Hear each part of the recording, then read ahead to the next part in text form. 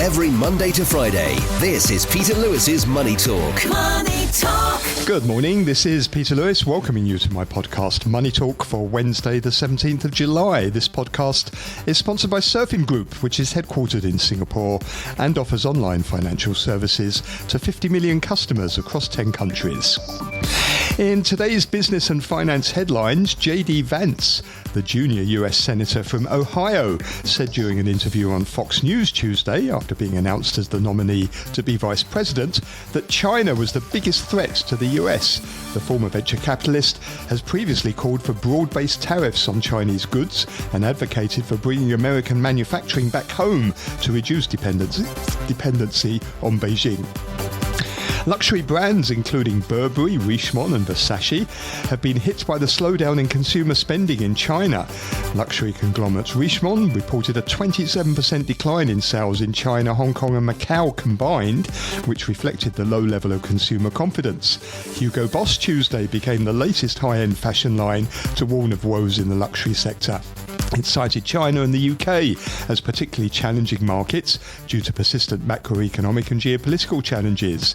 Luxury goods are being discounted at rates as high as 50% in China as middle-class shoppers rein in spending on big-ticket items and retailers grapple with overstocking. US retail sales data out Tuesday have further validated investors' belief that the Fed has achieved a so-called soft landing with the economy. Retail sales in the US were unchanged in June from the prior month, the Commerce Department said Tuesday. Economists had expected a 0.4% decline. And India's benchmark Nifty 50 index gained 0.1% Tuesday to close at an all-time high. Singapore state investor Temasek announced yesterday plans to invest up to $10 billion in India over 3 years in the country's financial services and healthcare industries. As of March, Temasek had 7% of its investments in the South Asian nation. On today's programme, I'm joined by Enzio von Pfeil, capital preservation specialist at Financial Shield, and John Schofield, managing director of Tempus Investment. And with a view from Japan is Dan Kerrigan, the CEO of Interactive Brokers Securities Japan. As always, if you want to get in touch, please go to my website, peterlewismoneytalk.substack.com. Peter Lewis's Money Talk.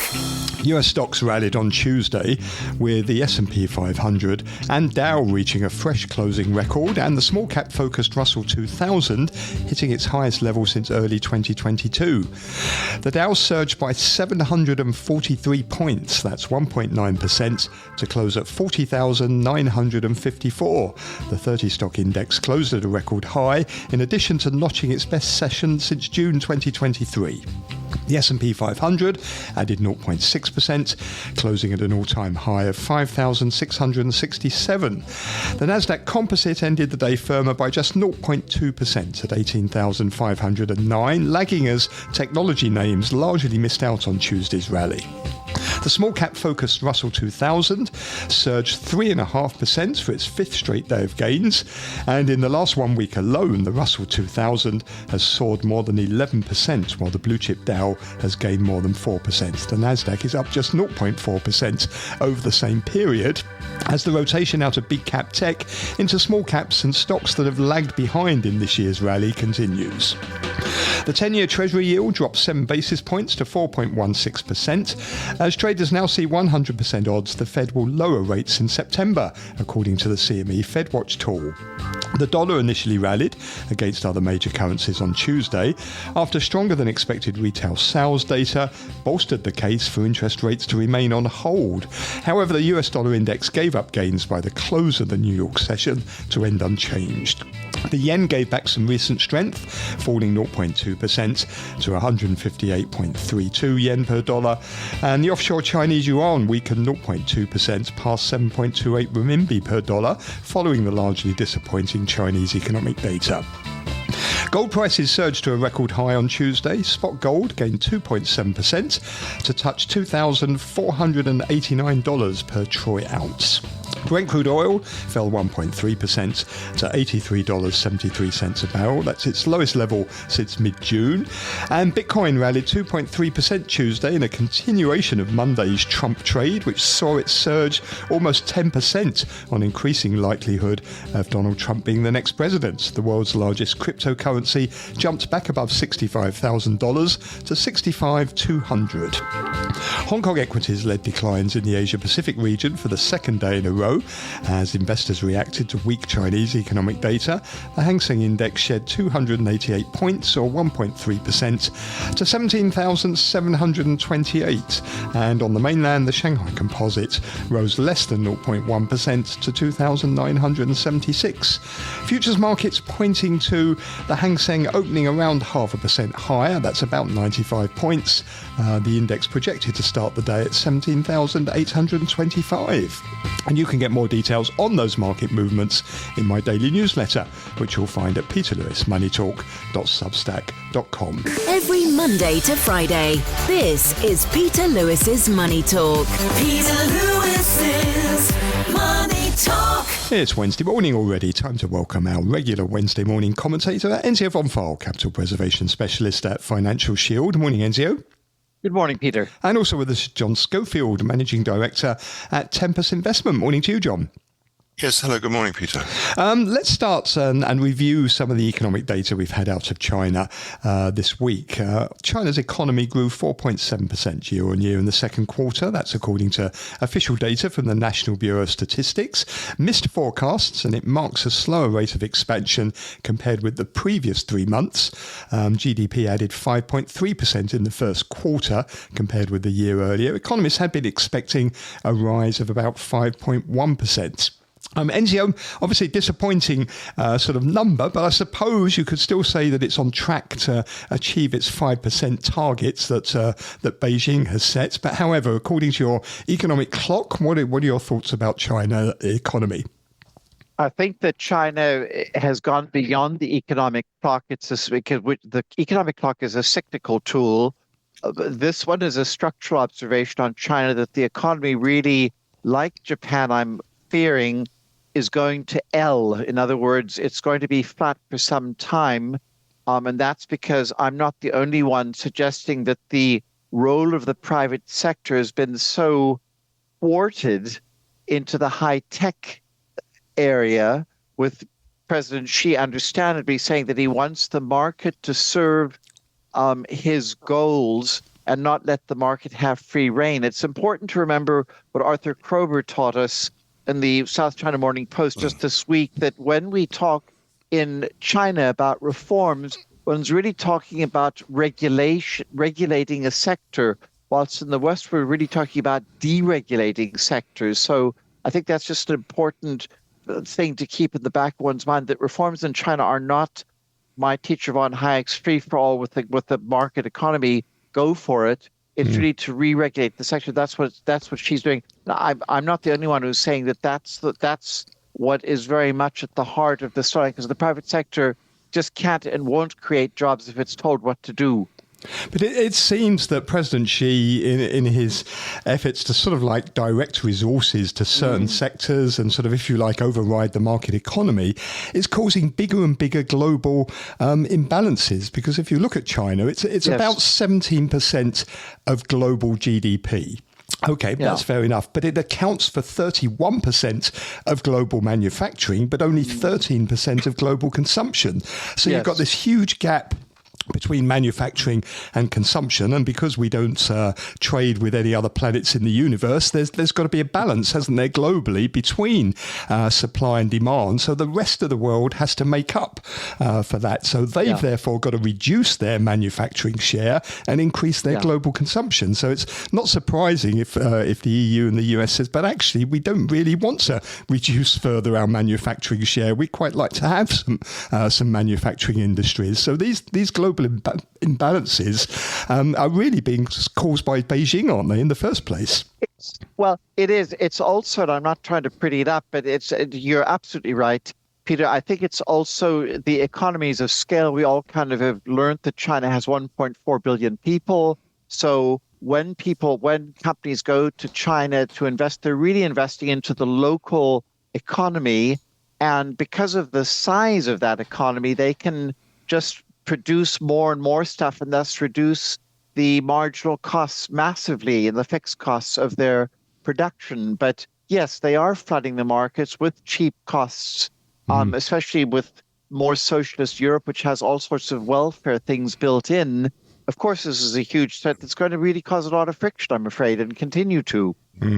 John, what are your thoughts here? I mean, it was disappointing, but at the same time, if you take the first 6 months of the year, the economy expanded 5%, which China, so it's hit China's target. Assuming it carries on like that, it will meet the yearly growth target. Yes, in terms of units of production and so on, we know they're churning it all out. Then the nominal GDP obviously tells a slightly different story. That's about 4%. Still growing at 4%, apparently, but so that the difference represents the deflation and the price. Yes, I mean, let's see what they come up with in this the third plenum, but. All the signals are that it's just going to continue, that Xi Jinping just wants to continue down this track. I suppose you say sort of global domination and everything. The other, obviously the US election is also. I mean, if Trump gets in and starts putting on tariffs on Chinese goods and so on, and therefore, suppresses the demand, and China continues to just emphasize the supply side, then sooner or later you're going to have some kind of crisis. At some point, surely Beijing has got to acknowledge, haven't they, the concerns that the EU and the US have, that they just can't keep on increasing their consumption as a percentage of GDP when it's already pretty high at the expense of their own sort of manufacturing. Yes. Surely at some point hasn't it got to compromise somewhere and come up with some sort of accommodation for this? Otherwise, there's going to be, as you say, there's going to be a big crisis, isn't there? A big confrontation. You would think so, but I mean, the counterpart of that is to acknowledge that they need to reflate domestic demand. I mean, that's the extraordinary thing. The demand is sort of shrinking in China all the time. I mean, it's that would be to stimulate the domestic economy would be the logical thing to do, to at least show that they're trying to rebalance and reciprocate it, if you like. Sales by foreign companies in China domestically, of course, are, as you say, that the price is slashing, and the prices are being slashed because of lack of demand, and so on. And so if they can't make money reciprocally, can't make money in China, then, as you say, that all we're going to see is a wave of protectionism and social unrest. Yes, which Beijing doesn't. Protectionism abroad and potentially social unrest in China. In fact, it's worse, isn't it, than just a lack of demand and Beijing's unwillingness really to stimulate demand. You've actually got Chinese households and corporations. They're actually deleveraging, aren't they? I mean, Chinese households, rather than spending, they're now paying off their mortgages. In some ways, it's even worse than just a lack of demand now. Yes. There's something to add to that, quite revealing in the South China Morning Post sometime this week, that it's not only that the rising unemployed, but even worse, adding insult to injury, is that many of, especially the construction workers, are simply not being paid. So it's not even good enough to say he or she is employed, because if they're not being paid, then the whole exercise is totally pointless, isn't it? So this 5% unemployment rates that the National Bureau of Statistics, it's meaningless, isn't it? Because there's so many migrant workers that aren't included in that. But then if you take on top of that, as you say, people who are working but aren't being paid, they might as well be counted as unemployed. So what I guess where I'm going on this is that I don't stand alone by saying that this is going to lead to and is already, according to the press at least, leading to massive social unrest. And that's when income insecurity rises, whether you're in China or the US or Germany or anywhere, even in the UK, it doesn't matter. People get restless. And I think this is what the rolling revolution in America is all about. Just young people especially being very disaffected, so they get high and shoot people. And why they're also choosing extreme political parties around the world. Yes. So in terms of China, what's to be done? The third plenum has started. We're waiting to hear details. Maybe over the weekend we'll get some details about what exactly has been decided, although there isn't really an ongoing discussion, is there? It's all been decided in advance.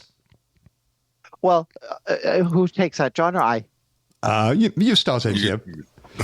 Okay, John, thank you very much for that. First of all, just the reporting, we get a communique this Thursday summarizing the decisions. A few days later, a full party document outlining the general policy. And then only next year, next March, in the government work report and 5-year plan, do we really see what's happened. So hold your breath, folks. This is not going to be immediate. What I was saying before, reform in China is not reform in the West. I don't myself think that a lot's going to come out of this because the role of the private sector, Xi has already said what the role of the private sector is, which is to serve his objectives. So he is saying what he wants the market to do. And that this goes totally against my old teacher, von Hayek, because the market tells you what it wants, but Xi is quite clearly saying, I know what the market wants. I want high tech, so the market wants high tech, so employ high tech. And of course, then the private companies are saying, but we can't employ because we can't pay, And so the whole thing really, so there's no point in stimulating if you don't have a private sector that can actually create the jobs. So I don't really think that there's anything special that's going to come out of this, except that the reiteration of his of the fortifying the role of the Communist Party, which we've been rattling on about since January, in the role of in the private sector. John, what would you like to see? Yes, well, we'd like to see something other than that. Some rebalancing, but Enzio says there's not even a hint of a change of. Various other people, lower down, sort of saying they've got to do something about consumer demand and so on in China. But let's see. But there's no evidence whatsoever that the top man is listening or has any interest in this. On the point about private companies, the role of private enterprises, if you look into that fixed asset investment data that came out on Monday, public investment grew 6.8% year to date, but private investment was just 0.1% year on year. I mean, that says something, doesn't it? Understandable. And presumably that's something that needs to be addressed as well, because that is a sort of structural issue, isn't it? Private companies just don't really have the confidence at the moment to invest, and the reasons for that need to be addressed.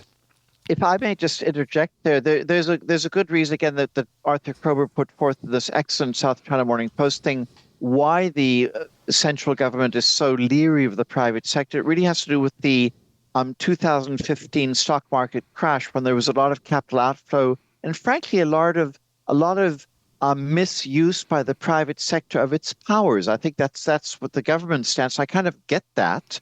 That the government began to think, if we go too far with this market stuff, it just becomes destabilizing. Look at property, how the builders overbuilt the tech sector, the internet, how they got a lot of power, threatening Xi's power, which I understand. So it's not all understandable, but I just think there has to be a happy medium of allowing the private sector to do what it does best anywhere in the world, which is to be the supply and then gauge what the market demand is. But it seems it's not just a question of regulation, is it? I mean, I don't think anyone's saying there shouldn't be any regulation at all. Absolutely. But the economic model, though, just seems to be biased very much against private firms and also foreign firms as well. Command economy, yeah, that's typically Marxist. Yeah. You had that in Russia till it fell, yeah. Don't forget, we've been complaining for...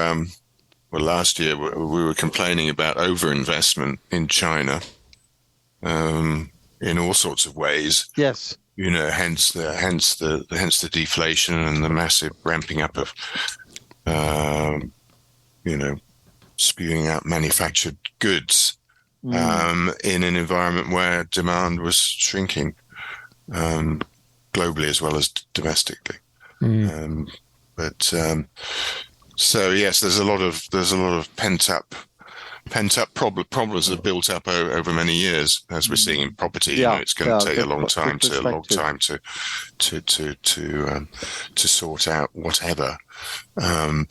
But continue to have your foot on the accelerator on the supply side, with the brakes on the demand, and your foot on the brakes on the demand side is really not good. And what about the property markets? Are you seeing signs that maybe things are improving? We did have the data on June home prices still falling, but the pace of decline is slowing, and we're seeing more cities now in that 70 city sample where prices are actually rising. So are there some maybe signs of some green shoots of recovery in the property market? It's probably a bit early to say, but I mean the clearing process that needs to take place seems to be underway. But when we actually reach the bottom, as it is in Hong Kong, we still see properties being sold, and developers launching projects at new. At somewhat discounted prices. So that's the kind of thing that has to happen. Certainly, the case of China with this sort of, or mainland, with this massive mountain of half built or built and unoccupied properties is going to take time. And what about the US, where we've got an election coming up there? We've got Trump picking a sort of a China hardliner as his vice presidential sort of pick, someone who's very for tariffs and sanctions on China. How big an issue is this going to be for China's economy? Yeah, it should be. It's going to be very interesting to see. I think it's extraordinary how everyone's swung in the last month. I guess that we've all swung around to thinking that it's almost certain that Trump is going to be elected in November. So unless the Democrats do something dramatic, that's what we're going to. But yes, I mean, so we've got the third plenum going on here, and the U.S. election going on over there, and and the two are colliding, aren't they? And on present courses, we're heading for a sort of quite a big clash around early next year, I suppose. Are you worried, Enzio? I mean, you've worked on Capitol Hill before, haven't you? I mean, the signs that we're seeing coming out of the US. I mean, in some ways, I suppose we've got to remember maybe a similar thing happened in India, didn't it? It looked like Narendra Modi was going to win in a landslide, and then in the end, he's ended up having to form a coalition government. So these things are never so clear-cut as maybe the polls tend to suggest. Yeah, but I would suggest from my years doing this on the Hill, and especially with the Senate Foreign Relations Committee staffers who were extremely bright, that China is always for free in American politics. What my friend said at the time was that China in America is just a bogeyman, a bad guy, who is all commie and they don't speak no English anyway, and they take away our jobs. They're just bad people, and that's the mindset of the people whom these politicians are dealing with. So to beat up on China that's just going to get you. It's not even going to get you votes. It's just going to maintain votes, because if you're so stupid in the U.S. on the election circuit to say that you want to help China, you're dead meat. You're not even a hamburger patty. You're just the ground meat. Now I think that Trump will probably have people, as Kroeber said, on the security side. There will always be hawkish people in the Defense Department, the State Department. And of course, also now, because of Vance saying that China is a threat, that's the American mentality that it's all competition. It's all a football game every Monday morning. But he also makes the wise point that at the Treasury in the U.S., you do have a lot of very nuanced people, some of whom I worked with at the time also on the trade wars. So they're not all rabid anti-China people behind the scenes, but what you see front stage, we hate China, and what happens backstage, those are two very different stories. So all politics are domestic. You have to see the current blathering about China, all just to get to win the next election. That's where you got to get the ball into the basket. Who cares about China? What happens after the election? That thing goes backstage, and then things are done again.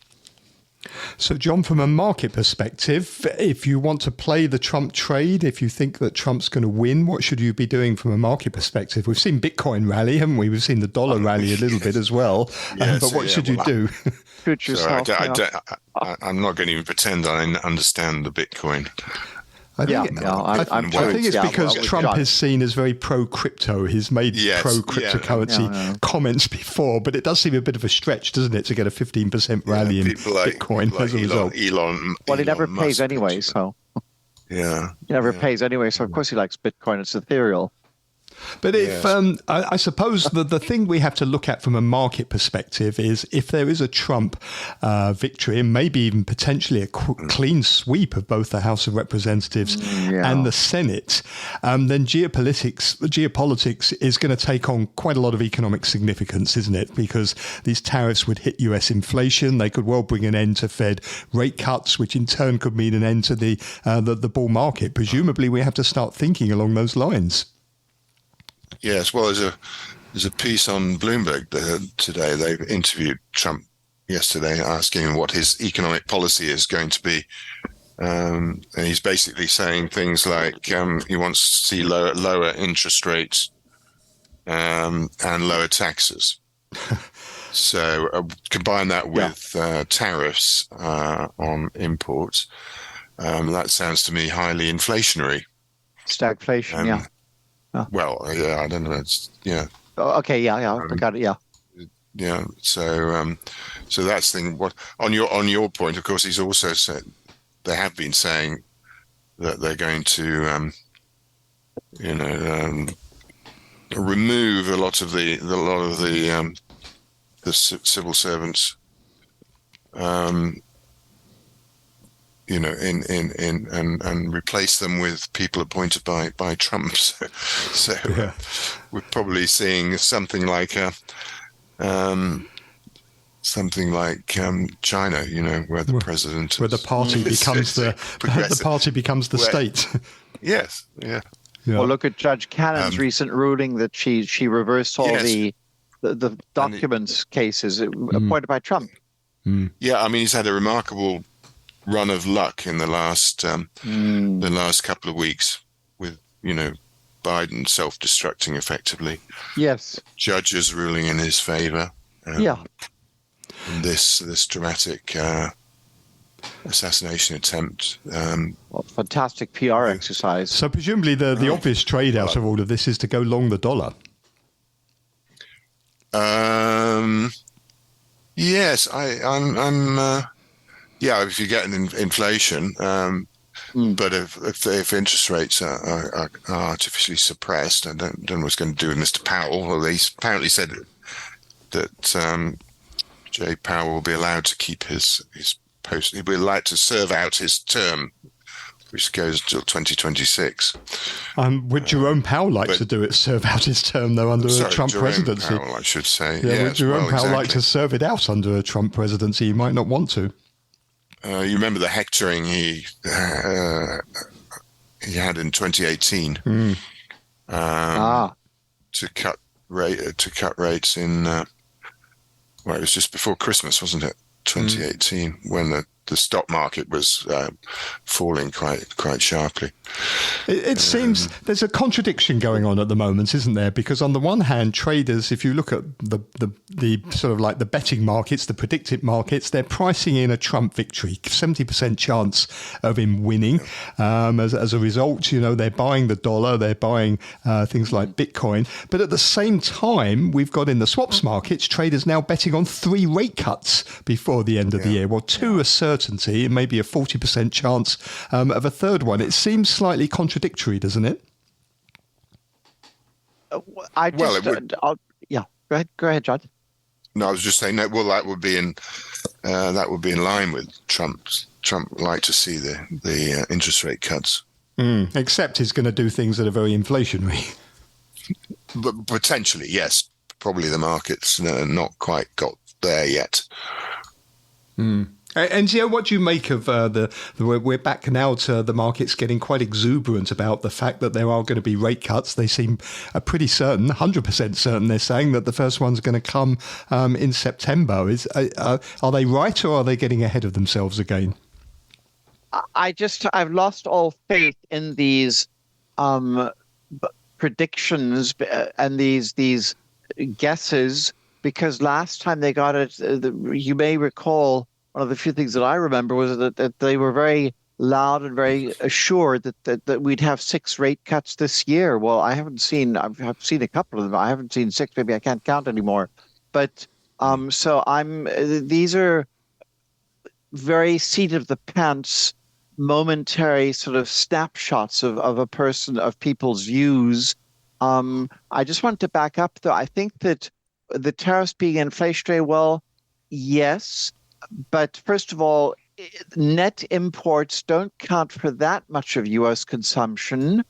And secondly, if you do see rates if rates remain sticky, and if the others keep on cutting their rates, the Europeans and the Japanese, or if they can even more, the Japanese, then you will see the dollar remaining quite strong. So that tariff hike will be offset by a stronger dollar. In other words, lower import costs in U.S. dollars.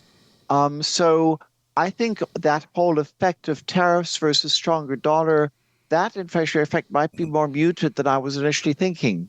Well, this is exactly what some leading Republicans are saying. I think you must be a Republican, Enzio. They're saying exactly the same thing, that basically, tariffs won't be inflationary for the reasons that you've cited, that, imports are not so big, and a strong dollar would offset that. I switched citizenship many years ago, so I can't vote. So irrelevant. Just a final thought from you, John, on the local markets here. With obviously they've been hit the last couple of days by the economic data that we've had out of China, but elsewhere we're seeing, like in the US, in markets around Asia, in India, record highs being made at the moment. Yes, that's right. No, it's more than slightly worrying. It's a big concern how the local stock market is just, having had a brief burst of optimism in May, in the last 6 weeks, it's just fallen away completely. Just needs some positive signal from China. I mean, it's all we're pretty much dependent on China now. Over the water ski off the Chinese speedboat. I mean, for the stock, the composition of the stock market is basically China anyway now, apart from a few blue chips. So until we get some reason to buy, that's what. I mean, there's plenty of value out there, as we know, but until people get a reason to do, something to look forward to, some expectation that some of the problems we've been talking about are going to be addressed, the market is not going to pick up. Okay, well, thank you very much for your thoughts this morning. Great to talk with you. That's John Schofield, who is Managing Director of Tempus Investment, Enzio von Pfeil, who's Capital Preservation Specialist at Financial Shield. Peter Lewis's Money Talk. I'm joined now by Dan Kerrigan, who is the CEO at Interactive Brokers Securities in Japan. Good morning, Dan. Morning, Peter. Now, the Bank of Japan has been spending some money once again, hasn't it, on trying to support the yen. It looks like it spent around about $13 billion or so, $13.5 billion to prop up the yen once again on Friday. Is this money well spent, or is it wasting its time? If they were in the private sector, they'd be having criminal proceedings against them. So I think they have to think that they're doing something, but they're really getting more help now from their friends at the Fed at this stage. So I actually believe that, well, for one, the BOJ seems as though they've kind of tried to draw a line in the sand at 160. They intervened at that level, if you remember, back around Golden Week as well. But I think the more important thing at this stage is that we've got evidence that inflation is softening a little bit in the United States following the big run-up that we had sort of post-COVID. So you saw that the last CPI figure for June in the United States showed a 0.1% decrease. So Chairman Powell is saying that now it's he is saying the betting markets are saying that there's a 100% chance of a rate cut coming from the Fed at the September meeting. And that narrowing of that interest rate differential, I think, is actually helping what's moving the yen back from the 160 level to the 158 where it is now. So the Bank of Japan is sort of pushing on an open door at the moment. It's sort of seen a bit of a rebound in the currency, partly because of the swap markets pricing in, 2 rate cuts now in the US by the end of the year. So they're sort of giving the door a bit of an extra kick. Right, that they are. So, and again, they have to feel as though they're doing something here, but it's a bit of an epiphenomenon given the intervention. You can't help but thinking, though, they haven't really made an awful lot of progress, have they? The yen was only up, less than 2% last week against the dollar. Given all the money that's been spent, they're not really much better off than they were, back earlier in the year, are they, when they last intervened? I understand, but currency is two things. They have a tendency to lag. There's a huge time lag in reflecting the fundamentals, as we know, and they also have a tendency to overshoot. So there was a period there where it looked as though the next stop was going to be 185 or so. That would have been actually a bit scary. But things are reversing a little bit. And some of the forward forecasts that I've seen for dollar yen are indicating that we're going to come back to sort of the 145 level or so in the coming sort of 12 months or so from just the independent forecasts that I've seen. So there is a view that we're going to start to see a narrowing of the interest rate spread between the U.S. Treasuries and the Japanese rates here. And so we may faff around here a little bit, and maybe we go back above 160 or so, but it looks as though we haven't quite seen the blow off top yet. We might have one last hurrah, and there's no sign in the charts that I'm seeing yet that there's strong evidence of a trend reversal, but it does seem as though the signaling itself for that 160 level as resistance on the dollar is being established here, it looks like, just on the charts. Presumably, if you're a trader and you're one of those bears who wants to bet on further declines, you've got to pause to think a little bit now, haven't you? Because you've got not only the Fed against you, you've got the Bank of Japan stepping in as well. And presumably that is one of the reasons why they're doing this, to try and make the bears a bit more fearful about betting on declines in the currency. That's well stated. Again, you don't really want to get into a game with somebody who's got more power and endless resources than you. So most of the traders like to go along with the trend, but the signals are such that that is going to be a resistance line on the dollar now at this stage. Now, what about fund managers who are buying Japanese stocks? Obviously, they've been hit. If they're a foreign fund manager and you haven't hedged a currency anyway, you've been hit, haven't you, by this weak yen? How are fund managers looking at this at the moment? Well, you've seen some recent reports that this has been a nice move here. As you can see, the major indices in Japan in yen terms are up, over 20%. year to date. The currency is starting to drag, of course, on that performance if you're not hedged. But I think the larger sort of debate that's going on now is really even going back to the start of Abenomics in more than a decade ago. This has been one big macro trade for the most part. So we've had the BOJ expand their balance sheet. We've had this actual very interesting move from deflation to inflation, which I think out of all of the things that have happened here in the last 12 years, that's a remarkable achievement. Again, this is going to be a spur to consumer spending, ultimately, which we've already started to see. And then the other sort of left-handed compliments are you got to own Japan because it's not China. The market's under-owned. From just a weight of money argument, you need to get more exposure to Japan. These are all sort of very much top-down, macro-driven reasons to own the market. And I think that the focus now still is going to start to be more on corporate governance. It's something that's been out there for a long time that people are talking about, but it's now at the stage where those companies that are making noises about adhering to corporate governance standards or increasing their governance standards really need to start to show some results. And there are still a lot of companies that really don't have improvements in shareholder returns on their radar screen. Again, there's a number of factors coming to push for treating shareholders better in Japan. It's coming from the exchange, it's coming from the government agencies, it's coming from activist investors outside.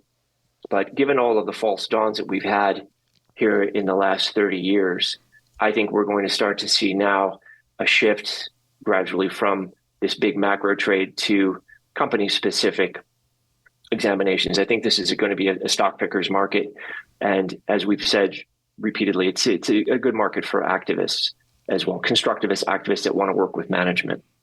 And are there enough of them, enough of those companies that do want to work with management, do want to reform, that investors can buy into? There are loads of undervalued companies, and it just depends on do they want to work with management. So I think the activist funds are sort of knocking on the doors that are open. We've seen repeatedly going back to the days of T. Boone Pickens, if I'm really dating myself there, that hostile or confrontational activism simply does not work in Japan. So it's more a matter of approaching those companies that do want to work with investors where the interests of management and the shareholders are aligned. And as we always say, knock on the doors that are open, work with the people that want to work with you, and go from there. So that's very much a bottom-up proposition. And are foreign investors looking more closely at that now? Because foreigners tend to be, traditionally, they've been underweight Japan, even when we've seen, in recent months, Japan hitting new all-time highs, with maybe some notable exceptions. I know a big firm like BlackRock, they've got a very big overweight on Japan. But in general, foreigners tend to be underweight Japan, don't they? There's been an entire generation of investors that have not had to look at Japan just because its weight in the global indices has been so small. Mm-hmm. So there hasn't been a lot of new fund management talent that's come in and become experts on Japanese companies at this point, but that's starting to change a bit. Now, I suppose the other thing we've got to think about is the Trump trade, haven't we? It's, people are getting more and more convinced that Trump is going to win the presidential election in November. We've already seen some moves in the markets, obviously some strange ones like Bitcoin, but also the US dollar firming up a little bit. Where does Japan fit into that? Well, I think if it comes down to choosing China and Japan, it seems obviously Trump sees Japan as a more reliable partner, and he's a bit more antagonistic on trade, particularly with China at this point. So I think if they have to choose, the Japanese are breathing a little bit of a sigh of relief that Trump may be getting in. I think he's going to be less belligerent on putting any sort of tariffs in. And keep in mind, over the last 30 years, the Japanese companies have set up manufacturing facilities in the United States. So a lot of the things that Japanese companies already that they produce are already there on site, and so they would not be subject to any sort of tariffs that come in. at this point. So, and I also think that there's going to be a little bit less of a regulatory environment in the United States as well. So it doesn't necessarily directly affect Japan, other than it seems as though some of the defense contractors are doing well. They've got big presences. The U.S. defense contractors do have a presence here in Japan. Financial service companies actually do quite well in Japan as well. So the overall global U.S. companies that do well have seemed to be liking the prospect of Trump being reelected so far. It's a bit of a tenuous relationship, though, isn't it? Because it's so unreliable. You just can't be sure what he's going to do next and where you stand overall in the relationship with the U.S. government. Well, again, we have a long history of being friendly. Keep in mind, there are still a number of U.S. troops on the ground here in Japan, and it's one of the reasons why Japan's a safe country. And I don't think the U.S. is going to walk away from that relationship anytime soon. I mean, one thing that does seem to be building the markets is that if he does win, taxes are going to be cut, tariffs are going to go up, and that's going to be potentially inflationary. He's also going to add to the budget deficit as well, which overall is going to support the US dollar. And maybe, we'll have a higher dollar, which will put the yen back in focus again. Well, we'll see. There's a lot of moving parts there. It's raising tariffs is going to be more difficult than he thinks. I think if Republicans can carry the House and the Senate, there's a better chance that taxes are going to come down. But keep in mind, there's an entire army of lobbyists occupying Washington, D.C.